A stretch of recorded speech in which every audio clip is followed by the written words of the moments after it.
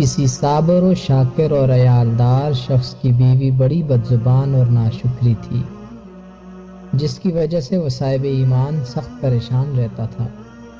چنانچہ ایک مرتبہ جب 2-3 روز تک کچھ کھانے کو میسر نہ آیا تو اس عورت نے اپنے شوہر کو بہت سخت لہجے میں کہا کہ بال بچے تو بھوک سے مر جاتے ہیں اور تو نکھٹو گھر میں بیٹھا ہے، کچھ تو شرم کر اور کما کر لا تاکہ بچوں کی مصیبت دور ہو۔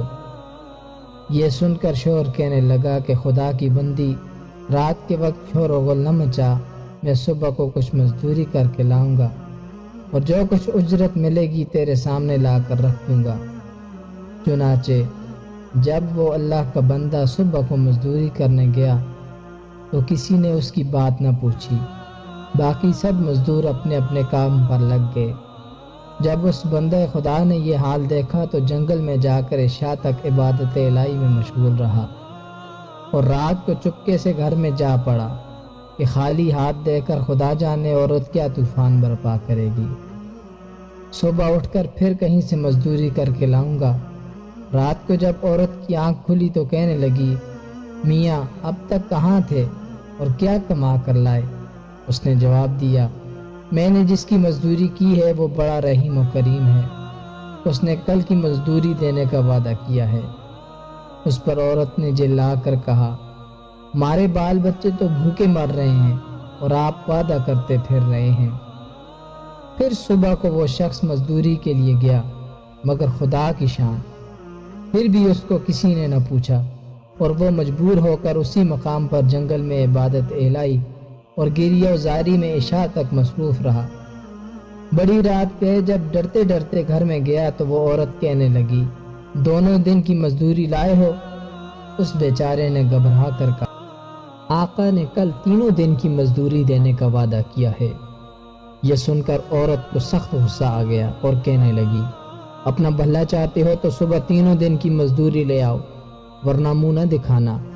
صبح کو اس عورت نے ایک تھیلی اس مرد کے حوالے کر کے کہا، 3 دن کی مزدوری اس میں لے آنا اور خبردار خالی ہاتھ گھر میں نہ آنا۔ یہ سن کر اس بندہ خدا کی نظر عالم اسباب سے اٹھ کر مسبب حقیقی کی طرف جا پڑی اور اسی وقت سیدھا جنگل میں جا کر عبادت الہی میں مشغول ہو گیا۔ اور بہت رات گئے اس عورت کے خوف سے اس تھیلی میں ریت بھر لایا کہ رات اس ہیلے سے گزر جائے گی اور عورت کے غصے کی آفت سے بچ جاؤں گا۔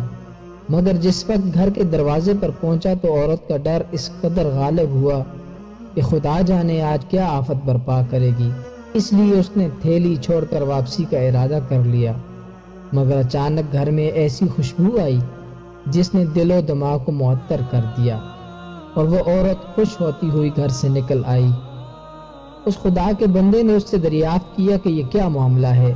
کہنے لگی کہ اندر چل، اس کی حقیقت سنو اور خدا کا شکر ادا کرو، یقیناً تم سچ کہتے تھے اور تمہارا مزدوری دینے والا بھی سچا ہے۔ واقعہ یہ ہے کہ میں بچوں کے کھانے پینے کی فکر میں مدہوش بیٹھی تھی، اچانک کسی نے دروازے پر دستک دی۔ میں نے جا کر دیکھا کہ ایک سبز پوش سوار دروازے پر کھڑا کہہ رہا ہے، لے اپنے شوہر کی 3 دن کی مزدوری لے اور اب اس کو کچھ ایذا نہ دینا اور اس سے کہہ دینا کہ جس قدر تو نے محنت کی تھی اس قدر اس کی اجرت مل گئی، زیادہ کرتا تو اور زیادہ پاتا، آئندہ اس کا خیال رکھنا۔ پس طباق اس نے دیا ہے جس میں 50 درہم ہے اور دم بدم اس کی خوشبو دل و دماغ کو معطر کر رہی ہے۔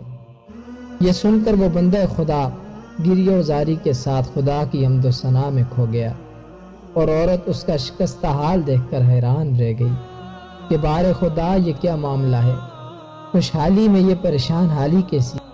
چنانچہ جب ہوش آیا تو اس نے بتایا کہ اے ناشکری عورت، حقیقت یہ ہے کہ 3 دن میں نے کسی کی مزدوری نہیں کی بلکہ دن و رات عبادت الہی میں مشغول رہا۔ رات کو آ کر تیرے خوف سے یہ ہیلا کر دیتا تھا کہ آقا نے کل مزدوری دینے کا کہا ہے، مگر میرے مالک حقیقی نے اپنے غلام کو سچا کر دکھایا اور تیری دن رات کی آفت سے مجھ کو نجات دی۔ اس پر جتنا بھی اس کا شکر ادا کروں کم ہے۔ دیکھ آج میں اس تھیلی میں تیرے ڈر سے ریت بھر کر لایا ہوں، تو اس کو خالی کر لے اور ریت کو پھینک دے۔ جب اس کی بیوی نے چاہا کہ تھیلی خالی کر لے تو دیکھتی ہے کہ وہ تھیلی تو ایسے زر و جواہرات سے پر ہے جن سے تمام گھر روشن ہو رہا ہے۔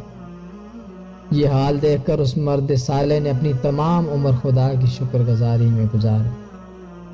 سبحان اللہ! جو بندہ اپنے خدا پر بھروسہ کر کے اس کی اطاعت اور فرما برداری میں مصروف رہتا ہے، اسی طرح اللہ تعالیٰ غیب سے اس کی مدد کرتا ہے۔ اللہ تعالیٰ ہم سب کو بھی اس واقعے سے سبق حاصل کر کے اس پر عمل کرنے کی توفیق عطا فرمائے۔ آمین یا رب العالمین۔